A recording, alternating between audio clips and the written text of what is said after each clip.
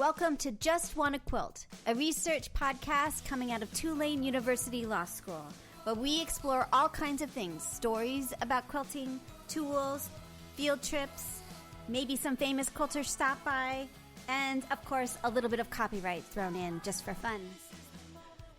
This is Elizabeth Townsend-Gard. I'm a law professor at Tulane University Law School. I'm also, I have two fellowships right now, one at the Business School for Entrepreneurship, the LePage Faculty Fellow, and I also have another really cool fellowship at the Newcomb Institute, the Greenbaum Fellowship, looking at narrativity, gender, and fiber. And, of course, I just want to quilt. So today we talk with Sally Williams. She is way into fish professionally, and fish on quilts. Oh yeah, it's going to be very fishy today. My name is Sally Williams, and I'm calling from Albuquerque, New Mexico. Ah, nice. Very nice. Do you feel like there's a strong community for quilting there? I know it's a big, I used to live in Tucson. Huge community for quilting here. Really? And we have enough quilters to support, I think, 7 quilt shops. Wow. In the greater Albuquerque area. Really? So we have, I think, yeah, that's amazing. That's a lot.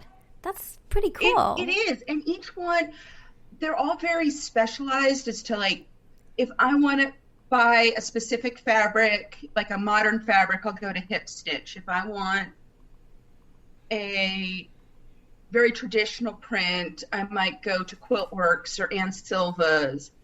If I want a Southwestern print, I'll go to Southwest Decoratives. So cool. I love it. And all the quilt shops are like that. They all have their own niche. That's nice. And that sounds like it's a nice community. All right, we need to ask the second question, which is, what's your first memory of someone sewing or quilting in your life? My mom made all our baby clothes when I was little. I'm the oldest, and so she made my baby clothes, and she made some of my brother's baby clothes, but he was a bit more fussy. Yeah. So she ended up not sewing as much after he was born. Yeah. But we still sewed a lot, and she taught me to sew when I was 5 or 6. I think it was 6 because we'd moved to Albuquerque at that point. Where were you from originally? I was born in Portales, New Mexico. Got it. So staying in New Mexico, but just moving a bit. Yeah. Interesting. Okay. And my mom still has the sewing machine that I learned on, or that she taught me on. But then I have the 1910 Singer that my dad had that I spent a lot of my childhood sewing on. Really? Yeah, tell me about it. It was originally a treadle that had been reconditioned during the war and refurbished and turned into an electric. And it has the nice wooden case. It's a Singer 66. It has beautiful decals and is absolutely fabulous. That's really cool. I love it. Weighs about 1 million pounds. Yes, I would imagine. Very cool. And so how did you come to quilting? Tell us a little bit about that.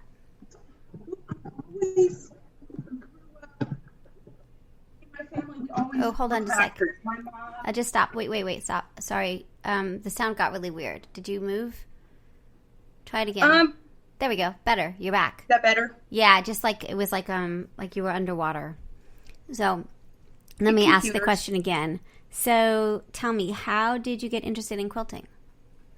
So my family's a family of crafters. My dad did woodworking. My mom did glass and pottery. And there's always been a lot of art and making stuff. We're a family of makers.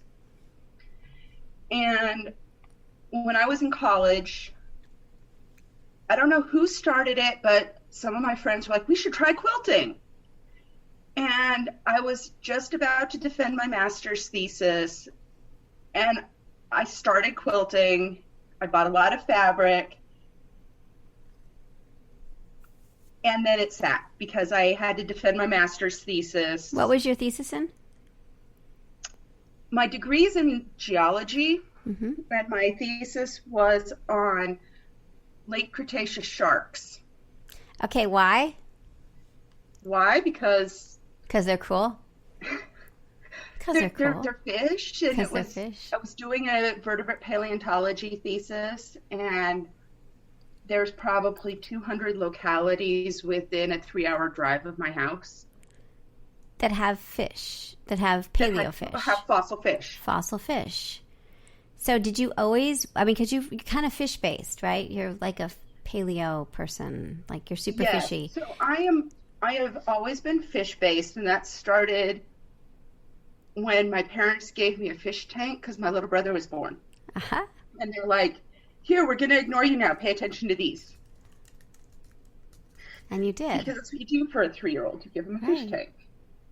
Totally. And I thought they were the neatest things ever. And now, did they survive? Because, you're 3 in fish tanks, and that's not a good combination. So were you like a good fisherman or fishery or fish person? Or I've had the same fish for years and years and years. Really? Daddy fish that's in the fish tank right now is probably, we've had him 10 years. Wow, that's amazing. We had a fish, it's so funny. We had one fish when I was a grad student that was so hardy. We treated him so terribly. I don't know if it was him, but the cats loved him. So our cat would sleep with its paws around its fishbowl, like he loved the fish. And then one day he knocked over the fish, but the fish survived. And then we went on vacation, and the people that were supposed to feed it didn't feed it, and it still survived. And then we moved to London, and we didn't have a place for the fish, so we gave it to somebody, and that fish lived for ever. That fish was just the most amazing fish ever. So I get it. Fish can be around, and they have. So do you feel like fish have personalities, and do you feel connected to the fish? They do. They definitely have personalities. Before we moved into the current house we were in, the fish tank was in my sewing room. Oh. Right next to my sewing machine. And I would sit at my sewing machine, and they would be offended that I wasn't feeding them. Really? So they would spit at me. Really? Come up to the top of the tank and spit water at me. No way. And they're like, come on, pay attention to us, feed us. I totally love that. I love that. And not all fish have personalities. Goldfish can have minor personalities. My African cichlids, which is what daddy fish is, because my daughter named him when she was 3.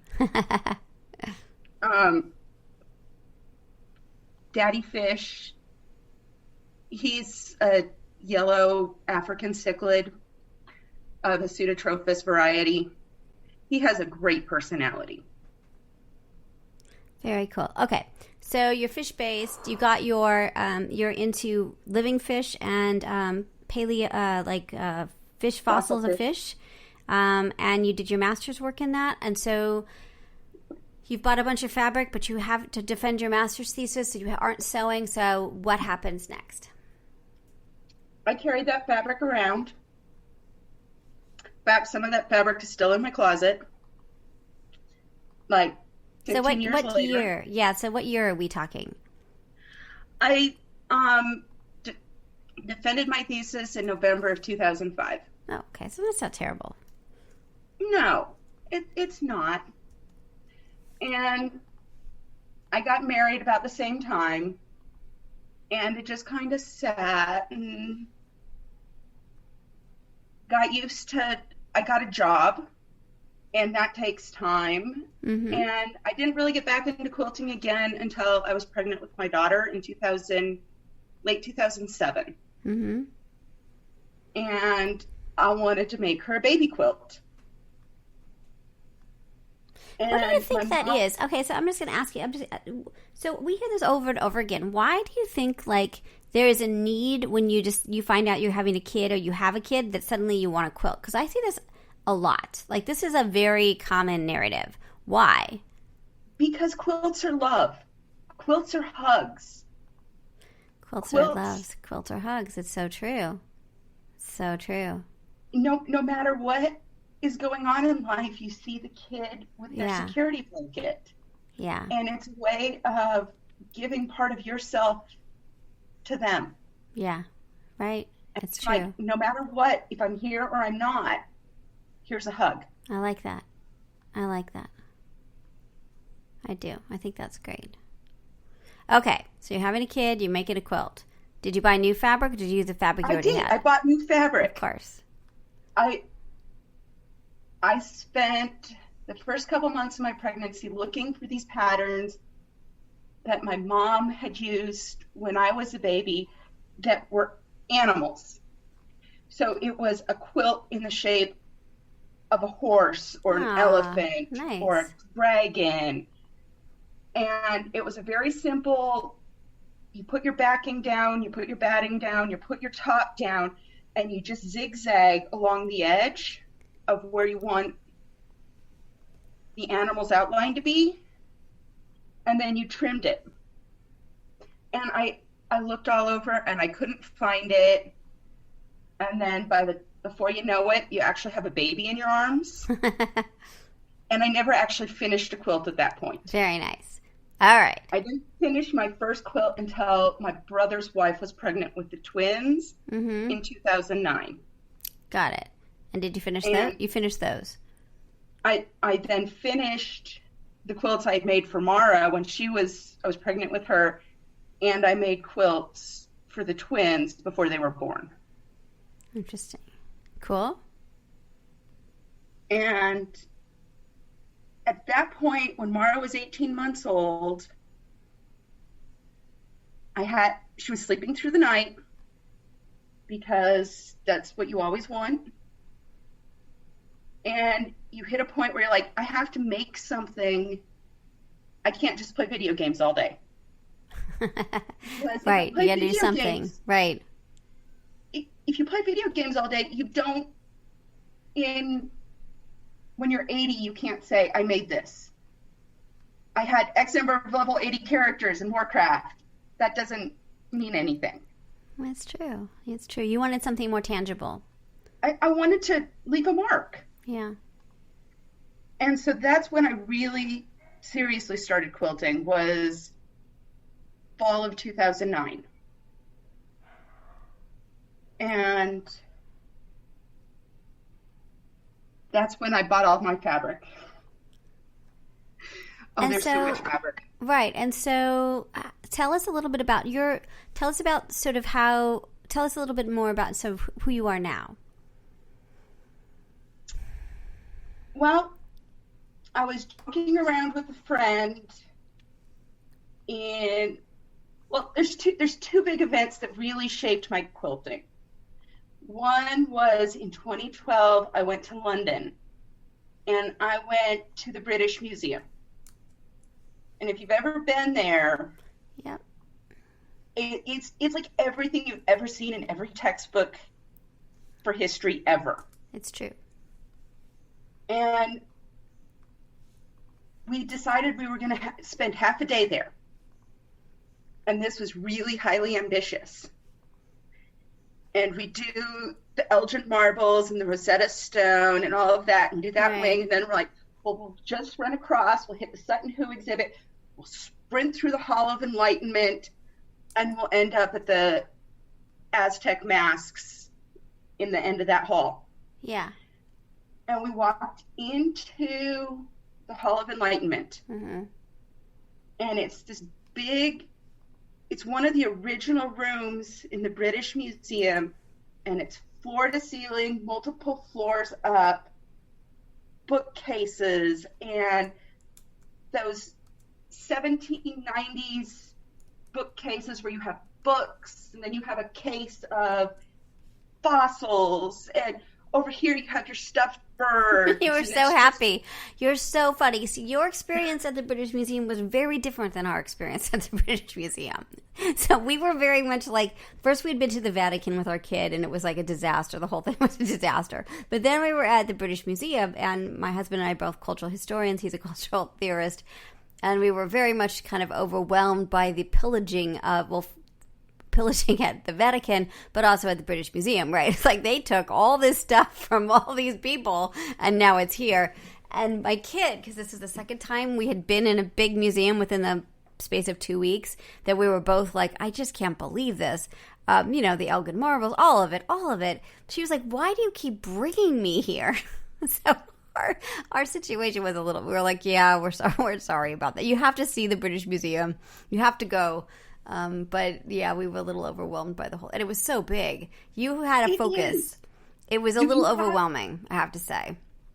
You have to have focus, and that's why I thought it was hilarious that we thought we could do half a day there. Yeah, it's impossible. Yeah, and we had kind of a panic attack and left, I think, is what I remember.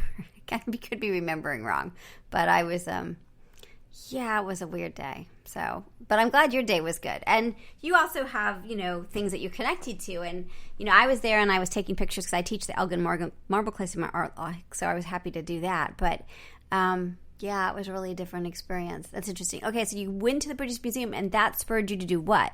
Like, why going there? Why did that matter to you? So it was all this stuff that I had been learning about. Like, I got to hold some fossils from the Jurassic limestone, which is like one of the most famous fossil localities ever, because really the first paleontologist, Mary Anning, it's where she collected her fossils that she sold, and that becomes a whole nother story. But it was all of a sudden I'm connecting with this history in this way that I never thought I would. That's really interesting. And it was a life-changing event at that point, but that's only the first half of what sparked it. That put the idea of like this history in my head. Mm-hmm. And then we were back in New Mexico. I had learned how to long arm. I was renting time at the store, and I was sitting around with one of my friends joking about putting fossils on quilts. Yeah. And what started out totally as a joke of, nobody would ever want to sleep under that. Mm-hmm. Started connecting these ideas that I saw when I was in England with this paleontology training I had and designing my own quilts. And my first show quilt I made in 2013, and it was based on the Hall of Enlightenment in the British Museum. How interesting. That's very interesting. Now, when you started to make that quilt, did you know that it was going to be a show quilt, and were you quilting it differently than if you were doing something else? I knew I wanted to show it off. By my more recent standards, it's horribly clumsy. It was not well thought out. In terms of a show quilt, it's beautiful as it is. It's on my bed right now because it's one of my favorite quilts. When I started it, I don't think I had actually had it in my mind that it was going to be a show quilt. Interesting. And it wasn't until I put it on the long arm that I decided that's what I was going to do. Very interesting. Now, when you long arm, do you free motion, machine quilting, sort of what's your style? What do you do? Well, I have a Baby Lock Crown Jewel, which is an 18-inch machine. Mm-hmm. How do you like that? Do you like 18-inch? We're thinking about getting it. We have a 15-inch. We're thinking of changing it. You like the 18-inch? I love it. I rented machine time at the store for 5 years before I bought my own long arm. You did. Interesting. So I had used everything from an 18 to a 26-inch machine. Yeah. What I find that the bigger ones, for me at least personally, are just a little too much. That was exactly it. When I went to buy my long arm, I knew I wanted an 18. Interesting. It gives me enough depth that I can still do 12 inches per pass if I'm really good about my space. Mm-hmm. But in free motion quilting, it gives me enough control over the machine that I can do 1/8 inch micro pebbles. Yeah. It's nice balance between having enough throat space. So what we're talking about is when you have a long arm, it's the throat space that tells you how deep you can go before you have to roll it and keep going. And so there are different sizes. There's 15 inch, there's 19 inch, there's 18 inch, there's 21. I think, what did you think the biggest one is? I don't know how the biggest it gets, but 21 is, those are pretty standard sizes. And so the question is sort of, it's balancing how you're going to use it versus how much space you want, how much control. And you're saying 18 inch was really nice, or is really nice. 18 was my perfect size. The largest I've used is a 26 inch. Mm-hmm. And my arms literally are not long enough to reach all the way across the quilt. Yeah. There's a 21 inch there's a shop that lets us come by and hang out and use the machine. And we have a 15 inch at home. And the 21 means because I am a very short person, I have to stop and I have to walk around the machine to get to the back. And that to me just seems like not worth it. That's just too much stopping for me, you know? I can understand that. Yeah. That was part of the reason I wanted an 18. Yeah. Is when I free motion quilt, I tend to free motion quilt on the microscale. You do? Interesting. Because if I'm doing a wall hanging, I'm trying to maintain proportions. Yeah. And then I'm not spending a million years doing 1/4 inch pebbles across the entire quilt top. Right. I've done that, and I can say on a 67 by 67 inch quilt, I used 8,000 meters of thread, and it took me about 90 hours to pebble it. Wow, that's a lot. And that quilt was the first quilt that I got into a national show with. Really? And that was another quilt that was based on this whole trip to, before we ended up in England, we spent 2 weeks in Rome. 2 weeks in Rome? We spent 2 weeks in Rome doing all the the same trip. Roman I mean, we were stuff. in Italy, and then we went to London, but it was a long time ago. So yeah, so continue. And that quilt was based on that same trip. It was based on the archaeologic site, the Baths of Ostia. Mm-hmm. Well, it's Ostia Antica, and it's the Baths of Neptune within this old Roman village. Mm-hmm. And that quilt took a lot longer for me to make because I had to figure out how to do what I wanted it to do. Interesting. And I originally tried it fusible web applique, Mm-hmm. and that did not work. Interesting. And then I ended up drawing everything in on paper, uploading it to Spoonflower and making panels. So tell me a little bit about your experiences with Spoonflower. I see that you have stuff there. Did you like the quality? So for those that don't know, Spoonflower is a place where you can upload your images and then you can have them put onto fabric and then other people can purchase it. And so tell me a little bit about your experiences with Spoonflower. Did you like how hard was it? And did you like the quality of what came back?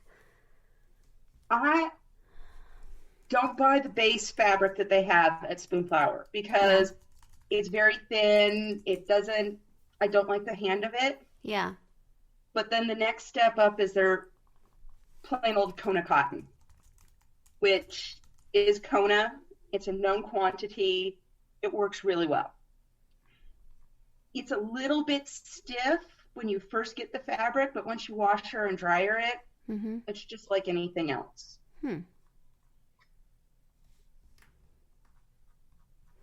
All right. Go ahead. That? Sorry. No, go ahead. Sorry. The other thing I use Spoonflower for is I have custom labels that I printed at Spoonflower, so I always have a label to put on my quilt. Yeah.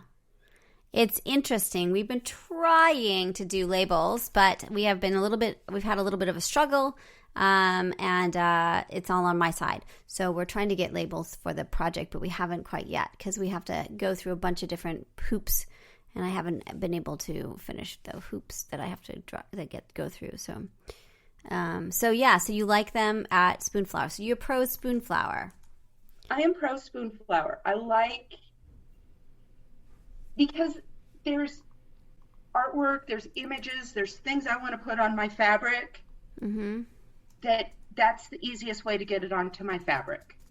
Interesting. I don't have to then spend, because I'll paint my applique, I'll use markers on my applique, I'll use Inktense pencils on my applique, and that's all fine and good. But some days it's just easier to draw it on paper and upload it to Spoonflower and have it sent back to you. Yeah, that makes sense.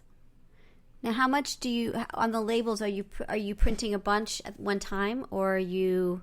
I print a yard at a time, and I have 3 different sizes of labels. I have a 5x5, I have a 3x5, and then I have, for the tiny quilts, I have a little 3x3 label.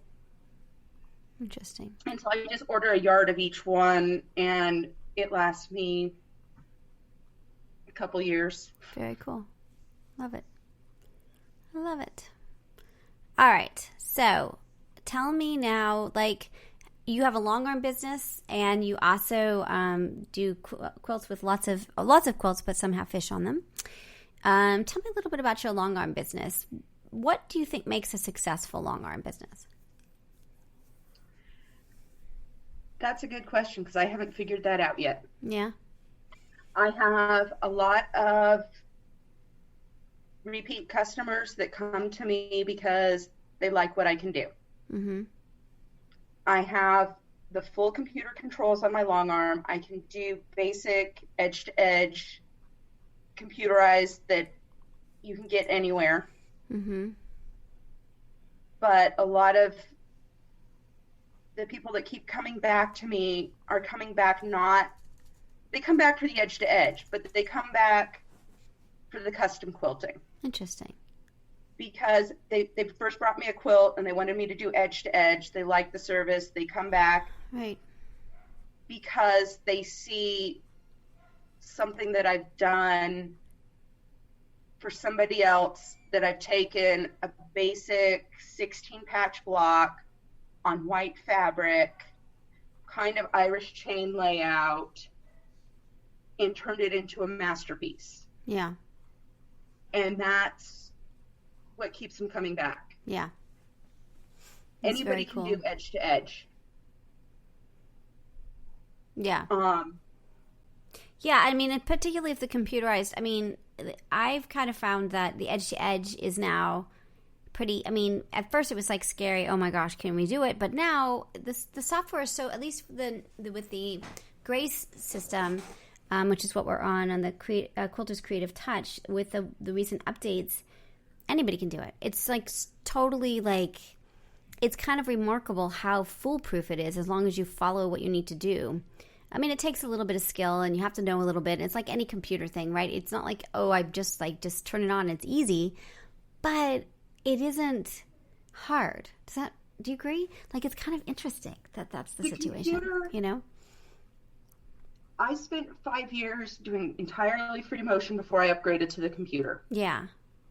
And I think that's really important. I mean, I guess it isn't, though. I mean, it just depends on what you want to be. But it seems like, I don't know. I feel like, yes, I did that too. I mean, I spent a long time doing free motion every single night. And I felt like that you don't need the same skill for the computerized stuff. I mean, you could, don't get me wrong. But like very basic edge to edge, you can buy a system and then you can be up and running pretty quickly. You can. Yeah. And the edge to edge took me a little bit to learn, or the computer controls took me a little bit to learn. Yeah. Because there was so much that I thought I knew already going into buying my long arm that I didn't realize I didn't know. Yeah. and the computer controls were one of them. Interesting. I love the computer controls. It is bread and butter of my long-arm business, because a lot of people want to come out and say, they come over here, they bring me a quilt top, they say, let's quilt this with alligators.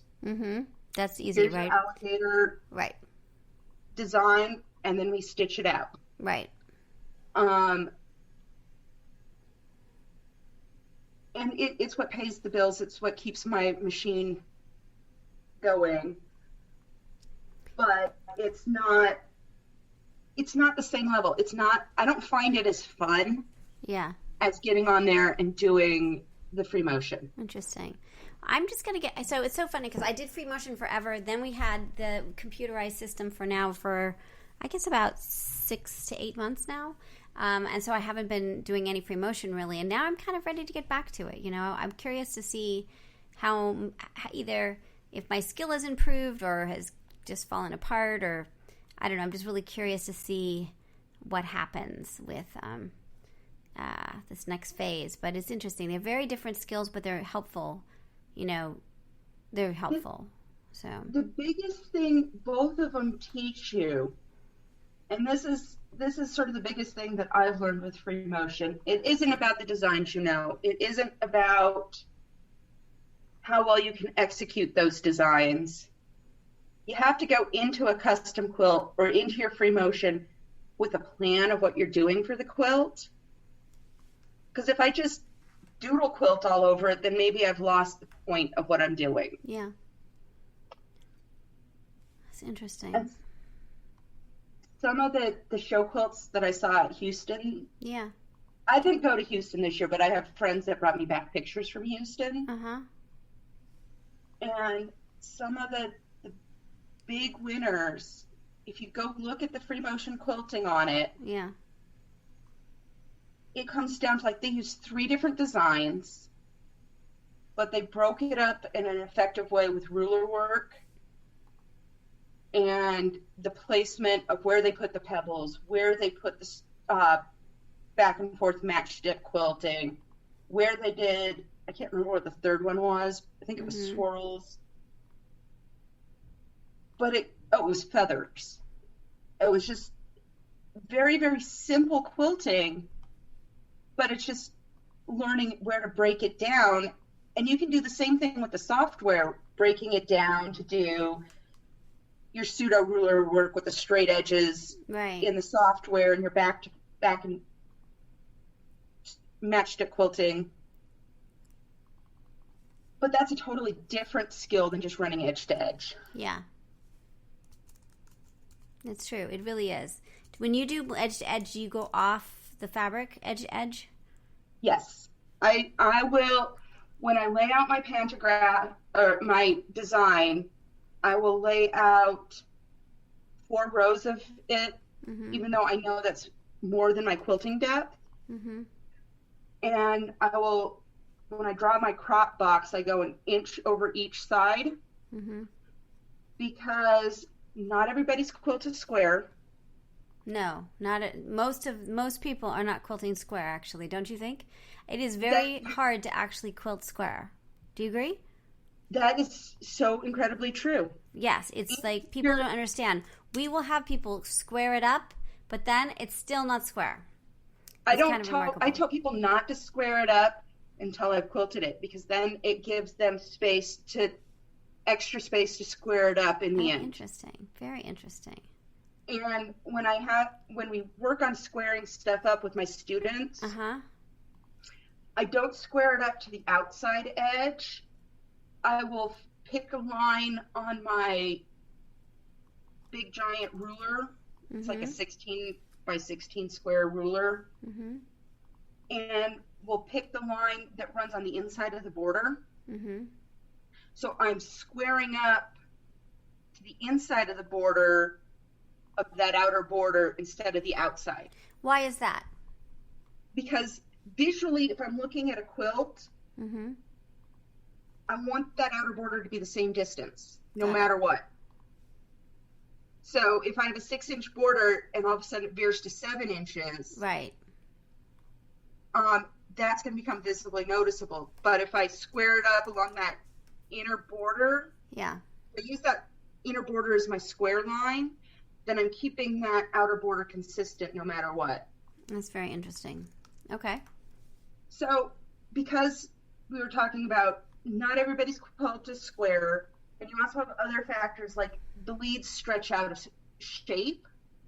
And I have 3 sets of leads. I have my everyday leads, I have my show leads, and then I have a second set of just like, okay, I need to be able to take this quilt on and off. All right, so you're talking about, okay, so let's in case people don't understand what you're saying. So you're saying, so on a long arm, you have these pieces of, they're almost like canvas, I guess. Yeah, they're canvas that are that you in one way or another you connect your quilt to, and they're called leaders or leads, and that's what you're saying. You have a different set for having show quilts than for your regular work. Why is that? Because my regular leads are stretched. They're not square anymore. So they've been pulled on, they've been yanked on, they've quilted 18 million stitches worth of having quilts pulled on them. And they're no longer perfectly rectangular. They're more trapezoidal because they've stretched out over time. Got it. Interesting. And that affects the squareness of my quilt when it's on the frame. And for customers, it's okay. But if you're like concerned about it for show quilts, that's a different quality. Is that what you're saying? Yeah. And the thing is, I can keep the quilt as square as the quilter makes it with my stretched out leads. But if I'm doing something where I'm measuring the sides to make sure everything stays perfectly square on the frame, then I have the leads that aren't stretched out. Got it. So I think the original question is, do I go over the edge? Yes, it was the original question. An inch over the edge on both sides because quilts are very rarely square. And it allows the quilt, if it shifts a little bit, if it pulls to one side, I still have that pantograph so that it covers the entire quilt. Yeah. And doesn't just cut off an inch inside the quilt. Right, because what happens if you don't do that, what we've found is that if you don't stitch a little bit extra past the quilt, that if it isn't square, you may not have the pattern go all the way, because you don't know exactly what's going to happen. So it gets stressful, is what I have learned. So it's better to have a little extra on all sides than it's going out. Go extra. Sometimes if you're looking at like a crazy quilt that you can really like lay it on the floor and you can see where there's fullness, and you can see that this is not, there's like 2 inches difference between the top edge and the bottom edge in terms of width. Right. Then you probably might even want to go 2 inches on each side. Yeah. Just to make sure you have enough. You can always crop it down later. Yeah. Interesting. Very interesting. Okay, so back to what we were talking about. So your life now, how would you define, like, if you were to define, like, where your time goes or who you are in terms of time, what would you think?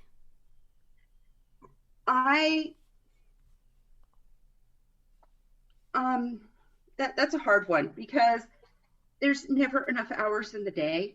Mm-hmm. And I always have more ideas than time.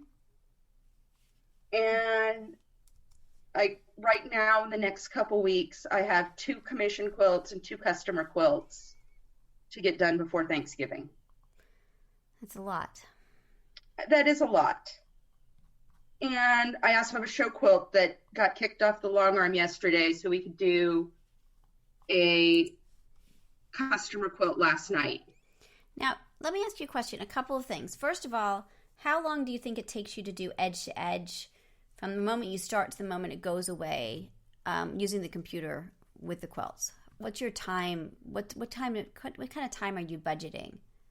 Well, what size quilt? I don't know, like not something huge, but like I don't know, like a Last night the quilt that was on the frame was 55 by 55. right. I'm And how giving long? rough estimates because Yeah. it wasn't. It was a crazy quilt, and it was for a baby, Uh-huh. and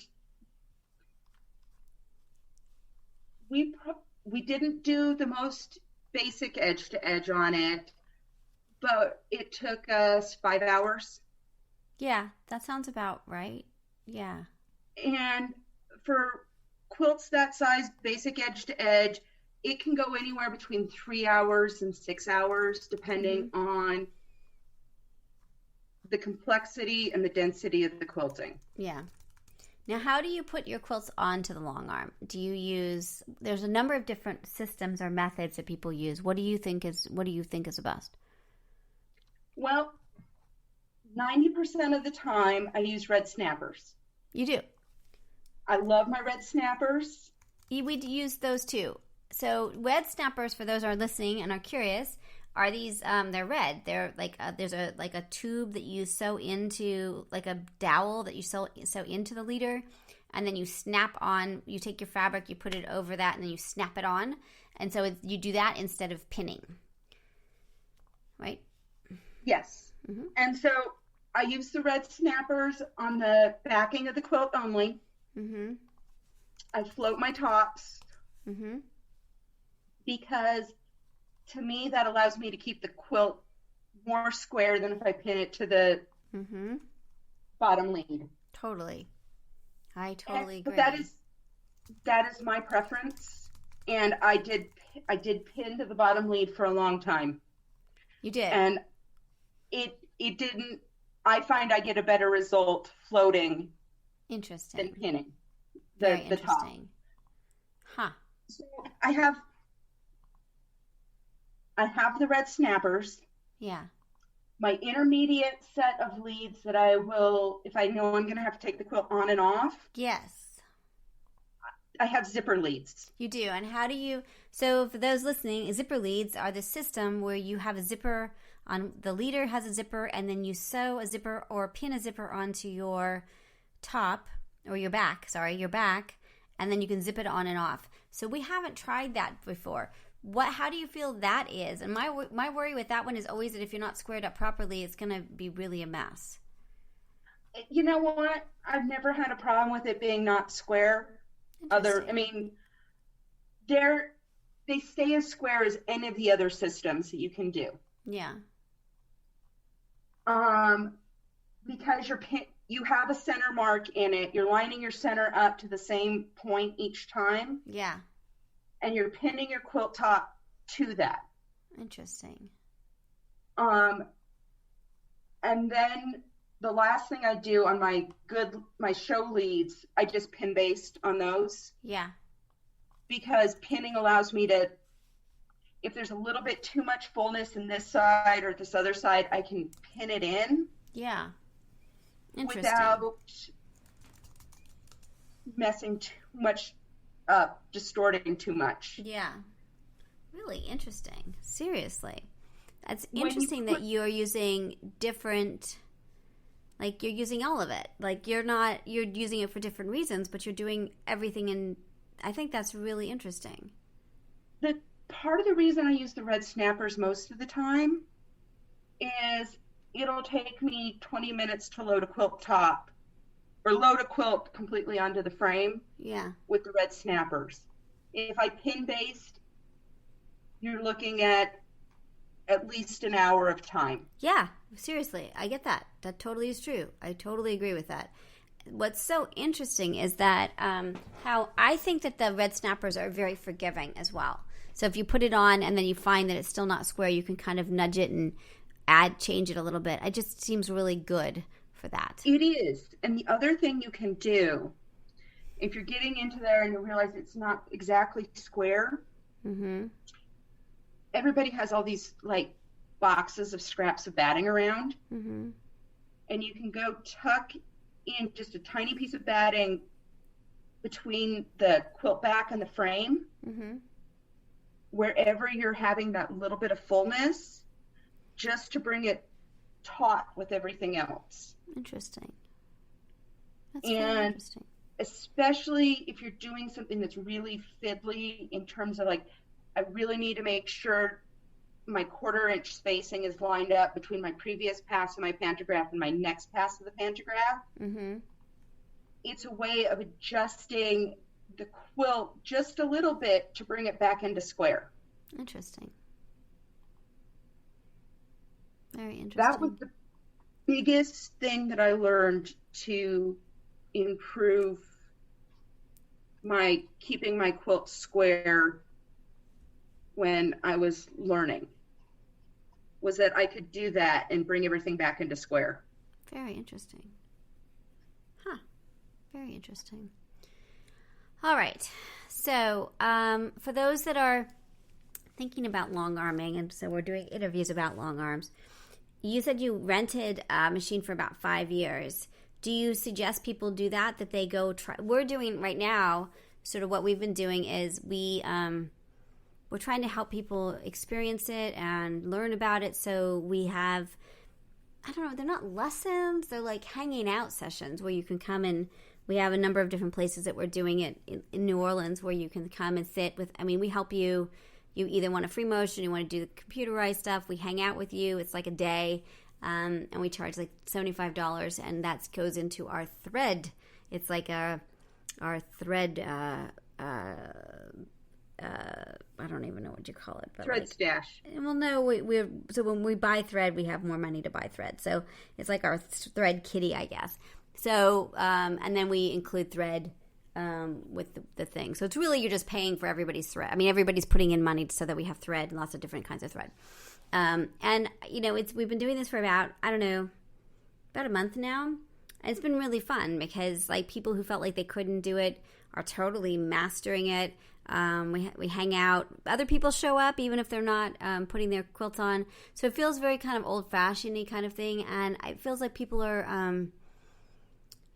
they're feeling like they're accomplishing something. It's really great. And we're getting repeat people coming back, and our thread kitty's getting bigger, so we're going to eventually buy a lot more thread. And I don't know. Yeah, this is great. So you should have lived closer, then we'd just be hanging out while we do our long arm. I've been to New Orleans, and it's beautiful. Uh-huh. And it's just an expensive city. I live in the desert where it's fairly cheap. You're right. We used to live in Tucson. I get it. Yeah, I get that. Well, we're going to work it on that too. We're trying to figure out ways to, I think we've figured it out actually, because Joel Sellers, who does our, part of our, is like our captain of Longarming, she's got an Airbnb now. So we're thinking about ways that people can come in and hang out with us and rent her Airbnb for a reasonable price. Do a little long arming in the morning and afternoon, and then go play. So we're starting to think about that too. That could be a lot of fun. Yeah, right? Yeah, so that's the idea, is like little mini vacations, hang out with us, go play on your own. I'm not very good at like the French Quarter. So you can go to the French Quarter on your own, have fun. But Joel will probably go with you. I don't know. I'm just very much a 9 o'clock go to bed kind of girl. So one of my best friends lived a block off the French Quarter for a long time. Yeah, and that's so insane. I've done the French Quarter like 100 times. And I'm good. I don't need to go back to the French Quarter. Yeah. There's so much more to see in New Orleans besides the French Quarter. There is so much more to see. It's true. It's very true. So yeah, that's our latest idea, is that you could, we haven't posted it yet, but if people are listening and they're interested in it, the idea is to create these packages where you can come in, hang out with us. And the other idea is, like, a lot of people come for work, for a conference, so you could do an add-on and come see us and play. And like if you're... And then just stay a little extra and stay at Joel's place and hang out with us. So that's kind of the idea. See, one of my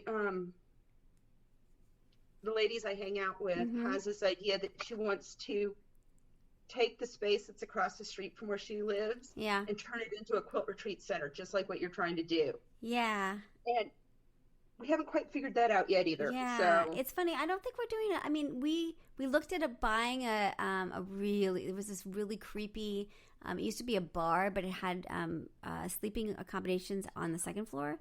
But it was super gross and it was going to cost too much money. And it was just really creepy. And anyway, but we looked at that. But I now think we're just more like, come over to the house. Like, it's like a not retreat. Like, come hang out with us, sew with us, stay at Joel's place. Like, it's a little less organized. We're kind of going we're like the retreat, I think. So, I don't know. We're figuring it all out. I don't know. We just know that we would love to see people, and we meet so many people, and it would be great to hang out with them. So if they want to come here, it'd be great, So. Well, if you're ever in New Mexico, you can always come hang out here. That sounds awesome. You be careful what you say, because we may end up just being on adventure, so we'll see. So, well, this has been delightful. I really do want to hang out with you more. It's been really great. And you made me feel more comfortable about the long arm stuff and our direction we're going. And we're really trying to figure out what we want to do and how to support the people that we want, that people should feel comfortable with it. I think longarming is super fun and great. I like also doing it on my domestic machine. I love it. But I certainly couldn't afford to send my stuff out. So I would rather learn the skill and do it myself. So, and I think there's a lot of people out there, that feel the same way. So. I started renting time because I got tired of sending my stuff out to somebody else to long arm. Yeah. And in the end, I wanted 100% control of what I was doing on my quilt. Yeah, I get that. I also feel like, I think that's true. I feel like I want control. I do want control. It seemed weird. I don't know. And I'm a bit shy. It seemed hard. I didn't want to show my quilt to somebody else. So that was another part. I didn't feel confident enough to send my quilt out to somebody. I have a lot of ladies I work with that are terrified to show their quilt to somebody else. Yeah. They're terrified to show it to me. Basic issues that you run into, like I ran over a ruler, I broke a needle. Yeah. I did this, I did that. It's usually about $100 to take the machine apart and retime it. Got it. When I ran over the ruler last year, it cost me $100 and some bucks with tax to fix it. Really? Gosh, that's terrible. That's crazy. Yeah, so that part's too. Quilt where I did it because I was just doing the final detail quilting, and I just left it at that point. I was like, I'm done with you. Yes, I understand that feeling. It is a battle. Sometimes it is a battle. Yes, it's true. Well, very good. All right. Well, we definitely have to end now because my family's going to get really mad at me. But I am just happy to hang out and chat and sign up again. And you're cool with us posting this, or do you need to review? Yeah, go for it. Awesome. Fabulous. We'll let you know. Will you send a bio and some images of things that you love us to, and you want us to post on our webpage? It'll take a little time because the students are freaking out because of exams are coming up. It's finals week or finals month. Yes, we're getting in, and I'm 2 weeks from sabbatical, so I'm just counting down the days. So, so I think that sounds great. Let's chat again soon, and it was such a delight. I really appreciate it. Well, it's nice talking with you today. Awesome. Take care. You too. Bye. Bye.